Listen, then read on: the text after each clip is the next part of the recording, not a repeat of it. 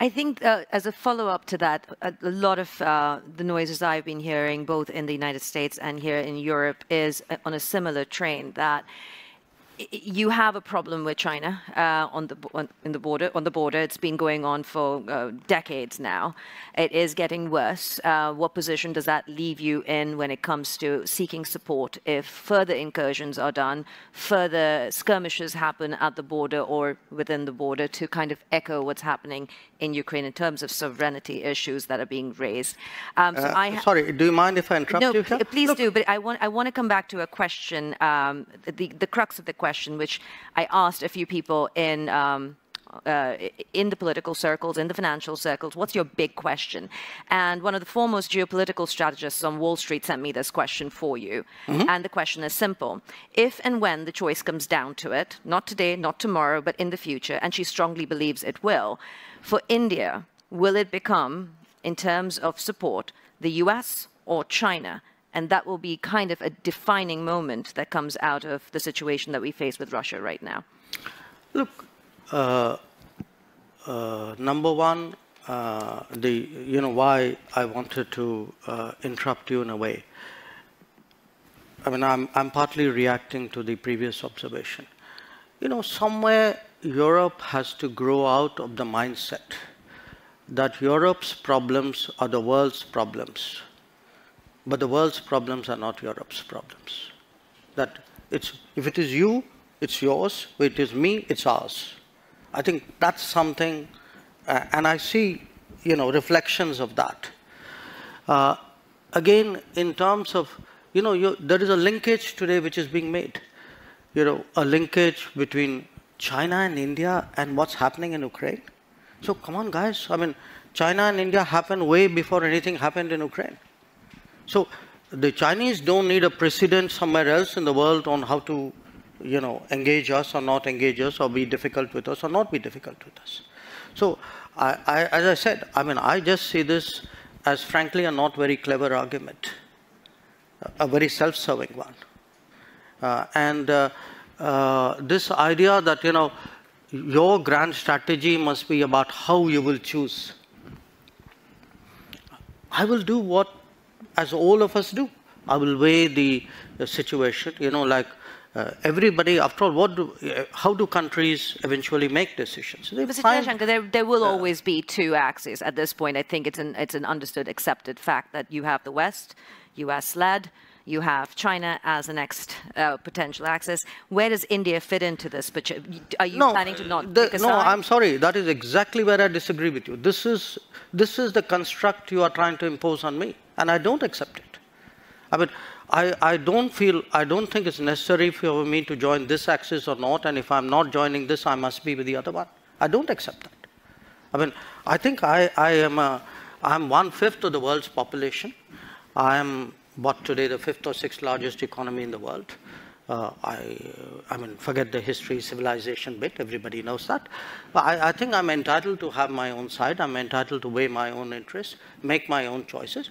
And my choices will not be cynical and transactional, but they will be a balance of my values and my interests. There is no country in the world which disregards its interests. So, as a final question, because I know you have to go, and our time has been cut short a little bit by your staff. And the coffee break is coming. Yes. The coffee break is less important, but your staff is insisting you have meetings. As a final question, then, to leave us with this perspective, as you say, there is a whole part of the world that we are ignoring and the perspectives that we're ignoring. What will or what is India's position on the world stage? Because if you want to talk about 1/5 of the world's population, you cannot also sit on the fence when it comes to foreign policy matters. Non-alignment isn't plausible if you want to take your position on the world stage. What does it look like with 3 years of your government left, approximately? And what is of this term? Of 2 years, actually. Oh, 2 years. Yes. Thank you for the correction. Yes. Or even in the next decade or so. What is India's position? Sitting on the fence is not an option to be a world leader. Look, I don't think we're sitting on the fence. Just because I don't agree with you doesn't make me sitting on the fence. It means I'm sitting on my ground. And my ground is actually, what are the big challenges of the world? Okay, big challenges of the world are climate change, I think I'm very critical to the solution. I can be an exemplar. I can be actually an arena for an enormous leapfrogging of green technologies. Look at terrorism. Look at the emergence of a world order. Look at security.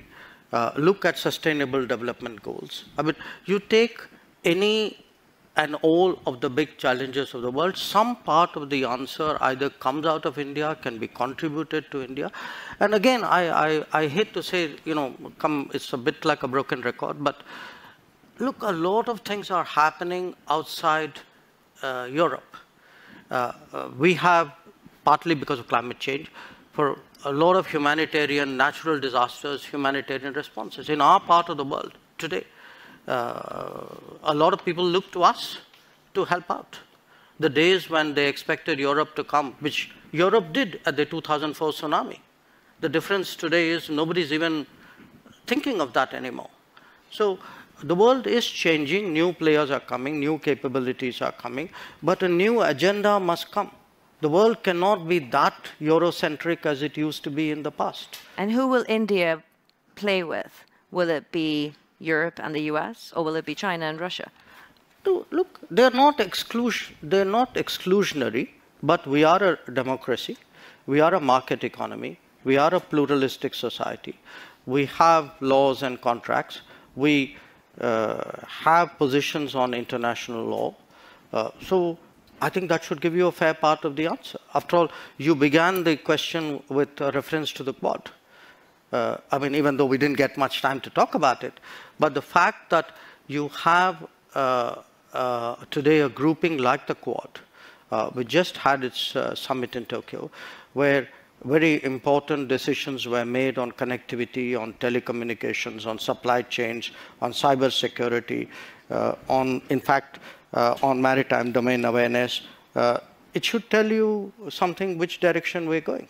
So again, I urge you that don't use necessarily a caricature version of one situation as a yardstick to pass a sweeping judgment. Because even on Ukraine, do reflect on this point. Somewhere at some point, surely the conflict has to end. Somebody will have to, a set of people, it cannot be a single country, probably not, will have to engage the players. It is our collective interest to find some kind of resolution, unless you're throwing up your hands and say this is not fixable. So at that point, I think people will need us.